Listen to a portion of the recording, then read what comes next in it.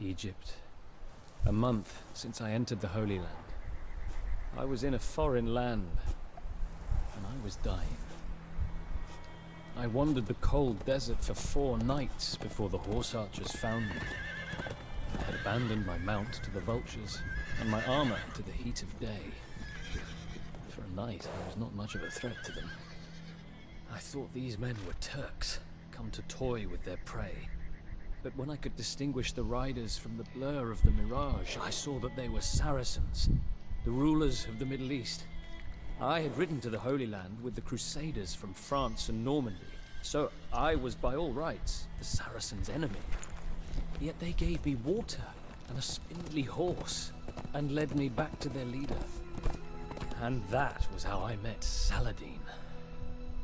The paintings in Europe show Saladin as a demonic barbarian.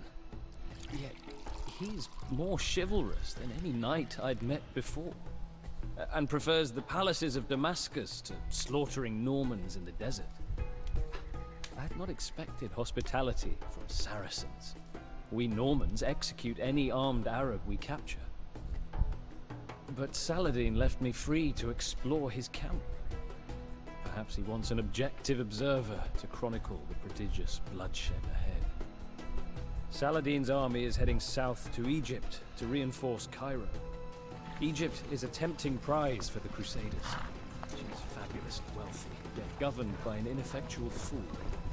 Before my capture, I was en route to join in the Crusaders' assault on Egypt. It is a bitter irony that now I shall view the contest from the enemy camp. So it was that I found myself less than 100 miles from the Dead Sea, in the company of my enemies. The Franks are dispersed, and the Egyptian army broken. Saladin has taken his place as governor of the Nile. Any European king would seize this opportunity to eliminate his political enemies. Saladin, however, allowed any Egyptian opposed to his rule to leave the city unharmed. Saladin has set out to win over the population. In Cairo, he built mosques and palaces, universities and hospitals. My own countrymen, the sons of Europe, showed naught but treachery, while the Saracens worked to dignify their civilization. It is a troubling turn of events, and I have difficulty sleeping. The holy city of Medina, year 15 of my capture. Volumes have I filled with my fatigued writings. Lord Saladin reads them only rarely. He speaks of greater events yet to come. The political boundaries in this endless desert have shifted as a result of 3 crusades. 4 Crusader states now exist in the Holy Land. After the Saracen victory in Egypt, the Crusader leaders realized that Saladin was worthy of their concern. They were quick to suggest a treaty. I hoped that with peace at last upon us, I would be returned to my own folk. But this peace, so short-lived, is already broken. And it is not Saracen, but Crusader that has violated his word of honor. Reynald de Chatillon, a wicked French knight, has been raiding Arab territory in defiance of the treaty. He attacks trade caravans, and his pirate ships threaten the Saracen holy cities of Medina and Mecca. Saladin, in his fury, has sworn to kill Reynald with his own hands. Although I am still a prisoner, Saladin and his generals dine with me. Over meals, we discuss mathematics and astronomy. I never imagined a race of desert folk could be so wise.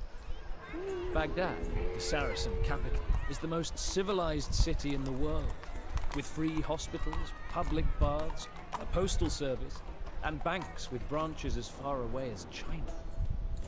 But as we eat, talk inevitably turns to war. Reynald's pirate vessels now rot at the bottom of the Red Sea. His raids have stopped. Reynald has escaped, but I suspect Saladin shall neither forgive nor forget. Galilee, year 20 of my capture. Last night, we rode into a sandstorm. The men dared not open their mouths to speak. We clung to the necks of horses or camels while waves of sand rose and fell around us. The Saracens have pursued a large force of Europeans into the desert. The Crusaders carry with them a relic, a piece of the true cross. Capturing this artifact will deal a severe blow to the morale of Saladin's Christian foes. I asked Saladin why we were here, miles from civilization and water. He said, to bring crimson death to the blue-eyed enemy. The huge Crusader army has halted to make its stand beneath the two peaks called the Horns of Hattin. At the Horns is only a single pool of water, and Saladin controls it. At night, the Saracens ride out and extravagantly pour out vessels of water into the sand, within sight of the thirst-crazed Europeans.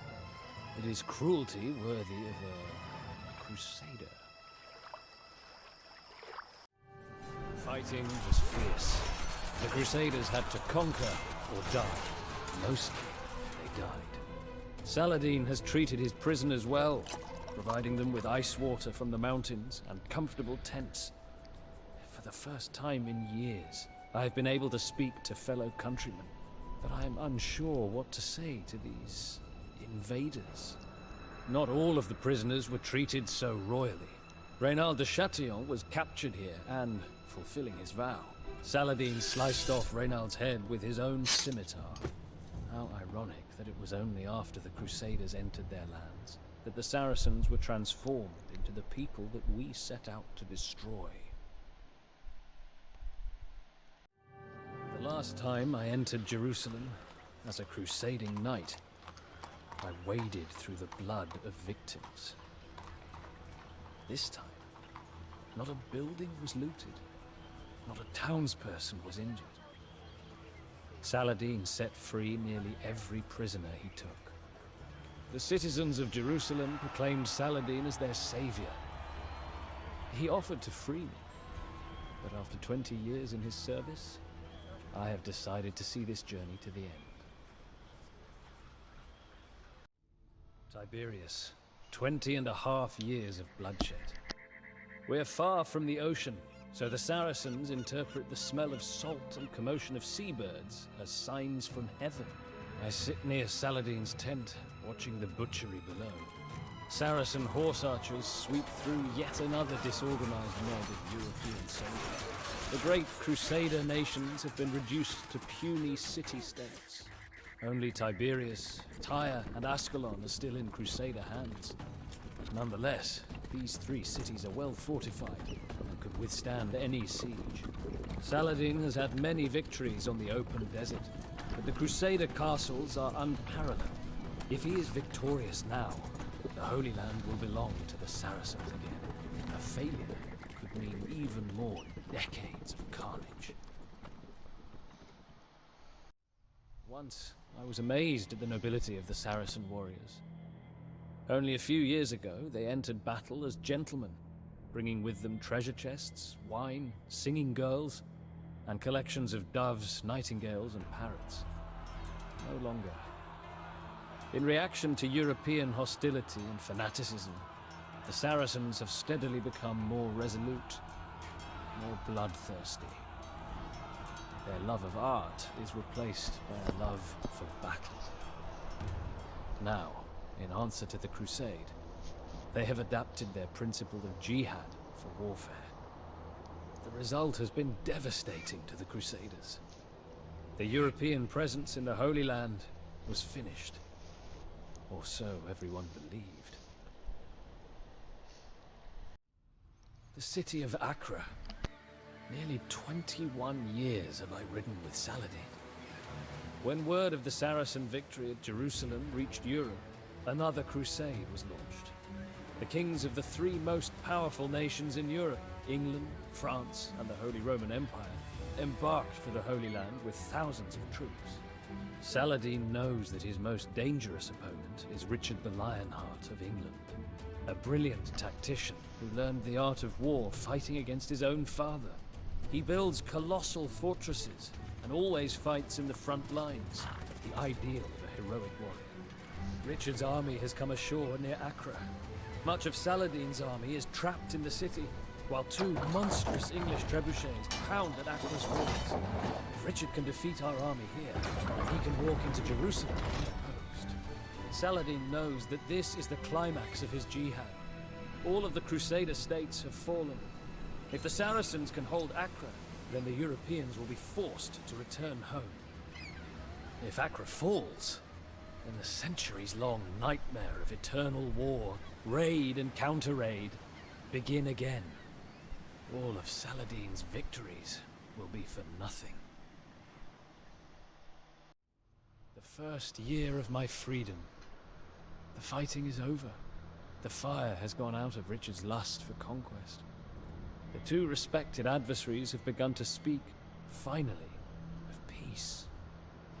War is not gentle with men's health. Richard fell ill with a fever. Because he respected his enemy, Saladin sent Richard fruit and mountain snow to comfort him. Soon enough, Richard boarded a ship headed back to England. The Third Crusade is over. The final treaty was signed on September the 2nd, 1192. By its terms, Jerusalem remains in Saracen hands, but Christian pilgrims are to be allowed to visit all the holy places, freely and safely. It seems a fitting compromise to a war that has been fought over religion and land. The war is over, but I do not think I shall ever set foot in Normandy again. I want to see the steel foundries in Damascus, and the gardens of the Caliph in Baghdad. I've never seen the mighty Crac de Chevalier, now fallen fortress of the Knights Hospitaller. The Holy Land has many wondrous sights, and I can spend a lifetime here. It is peace in the Holy Land, for the moment. Sadly, in a land so small, home to so many different cultures, birthplace of three of the world's great religions, I suspect that blood may one day stain the sand again.